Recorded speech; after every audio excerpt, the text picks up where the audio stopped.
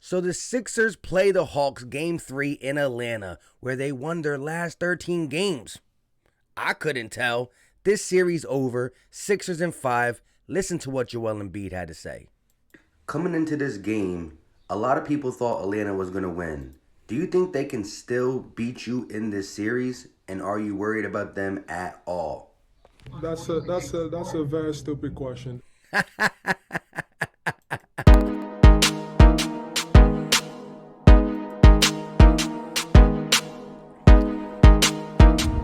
What is going on, everybody? I go by Philly Mike, and this is the Philly Talk Podcast. And today we're talking about the beatdown that happened in Atlanta. And real quick, for GP, I made that up. That was me fake interviewing Joel Embiid. But that's what I think. If anybody thinks the Hawks are really going to win, that's a stupid answer, a stupid question, whatever you want to say. And we're going to talk about Game 3, the overwhelming victory, the victory that snatched the soul out of the young Hawks. And yes, they're a young, talented team. They're going to take a couple years, need a couple pieces. Trae Young is good, but they're no match for the Sixers. And the Hawk fans were really getting hype after they won Game 1. They were talking sweep. A sweep? Game 5. I mean, be serious. At least if the Hawk fans would have said, oh, we might win in 7, I could have took them a little serious. Maybe win 2 or 3 games. I could have took them a little serious. But they're not going to beat us. But before we get into all that, if you are new to the channel, hit that subscribe button. Turn on post notifications. Yes, that bell is important. And also the like button is important. It pushes us out to other Philly fans, and it's greatly appreciated. Philly Talk Nation, Sixer Nation. With that out the way, let's get into today's topics. And I want to start with the bench. The bench for the Sixers came up huge. It came up huge. Now, one of the bench pieces who came up huge became a starter in the second half because Danny Green went down, and it's a right calf strain. Somebody in my live stream, shout out to Kristen, told me he was in a walking boot. That's not good. Hopefully he's good, because we're gonna need Danny Green. He's been straight booty, I understand, but he's gonna catch hot. Like I said in my live stream yesterday, you ever been at that long red light where it's just red? You're looking at your phone. You're like, how is it still red? That was Danny Green in this Hawk series. He's been on red for a while. But when it turns green, it stays green for a while, and he can let it rip. Hopefully he's going to be good, especially if we go into a Brooklyn series. Furkan came up good tonight. Shake has been pretty good as of late, but we're not going to be able to count on them heavy if Danny Green don't come back. But when we went into halftime, we had 61 points, and 30 of them points came from the bench. That's the most bench points in a half in a postseason game for the Sixers in 25 years. 25 years, and this guy right here led the charge. He had 2 threes in the first quarter. He made a layup. He had 11 I think he had 11 points in the first quarter. He finished with 14. Furkan Korkmaz just coming over and stroking it. Smooth. Now, when Furkan is offering you this, you got to play him minutes. I think Doc Rivers is going to have the challenge between Furkan Korkmaz, George Hill, Tyrese Maxey, Shake Milton, whoever got the hot hand. You might have to play them a little bit, and whoever's making their shots. Because in Game 2, Furkan was airballing. You know what I'm saying? So you're going to have to really maximize when they are hot and when they are not. Because when Furkan is hot, comes around the screen, catches it, shoots. Looking like a Turkish Tatum, as my guy Philly Jackson would say. Turkish trigger. We got a bunch of words for Furkan Korkmaz. Shout out to him with his 14 points off the bench. But the 30 points in the first half went a long way. It went a long way because the Hawks threw everything at Joel Embiid. And I'm going to get to Joel Embiid on the defensive side, on the offensive side, passing the ball with an 8 assist. Joel Embiid with 8 assists because they weren't just double teaming him. They were triple teaming him. They were quadruple teaming him, and they couldn't get it done.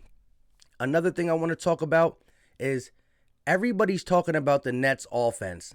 Now, I know they scored 83, and that's not going to happen often, but they scored 83. The Sixers can't keep up with the Nets. That's the narrative I hear. Well, I want to tell you this. 6 Out of our 8 games that we played so far in the playoffs, we played 8 games in the playoffs, and 6 of them we scored over 120. Over 120. Can I get a cheers for that?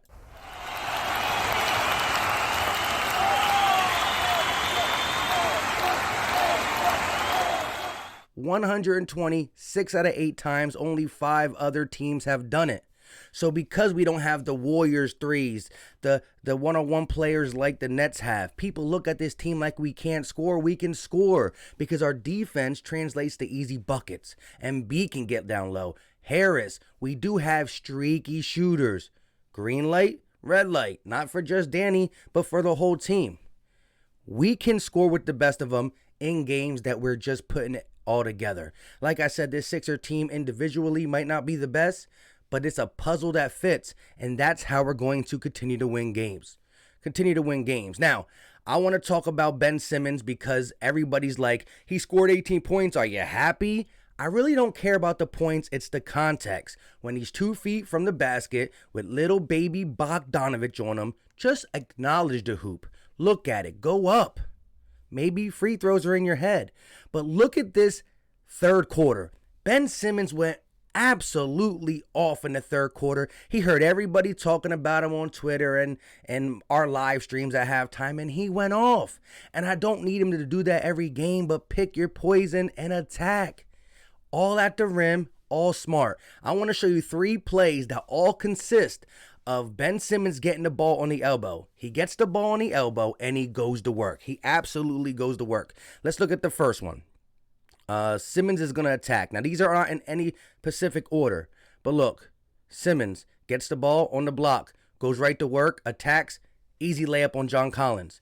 Now, I want you to notice not just Simmons going against John Collins. Look at Seth Curry in the corner. And look how close Bogdanovich is on Curry because they know that Simmons can pass to him. And Simmons not looking to score. Look at it again. Simmons on Collins. Bogdanovich stays out there a little bit. 1-on-1. Too easy for Simmons. Now, I want you to look at this one. Simmons catches it the same way. This time Bogdanovich is going to cheat and creep up and help out on Simmons because he's actually being aggressive. When Simmons is aggressive, the defense collapse on him. I don't know why they send doubles all the time, but they do. And that leaves Green, Curry, Furkan, Shake open for that corner 3. Watch this one. Again, Ben Simmons on the block. He's cheating up. Curry, 4-3. Bang! That's what I'm talking about right there. Again, Simmons created it. And when he's aggressive, other people get easy shots, so he helps the team out. That's what I'm talking about. Makes his assists better too. Once again, on the block, he's cheating up. There you go, Curry. The vision's there. Now I want to show you one more thing. Simmons on that same block, and he's going to give it to Embiid this time. And again, Simmons gets the ball. He's been doing work all in the third quarter here. Look at the vision. Look at the execution there. And Embiid throwing it down. But Simmons was cooking, whether it was scoring, assisting, just doing everything from that block. And I think Doc Rivers got to implement that more. Let him be the playmaker from there and let him get that mindset. Maybe he gets comfortable there taking people off the dribble. He had a post up where he did the hook shot off that too. One more time. Look at the vision. That was his sweet spot in the third quarter. Bang! Now, I think that was in the fourth quarter. I might be mistaken. But Simmons went off in the third quarter. He probably had 10 to 12 points. But we had 6 players in double digits. 6.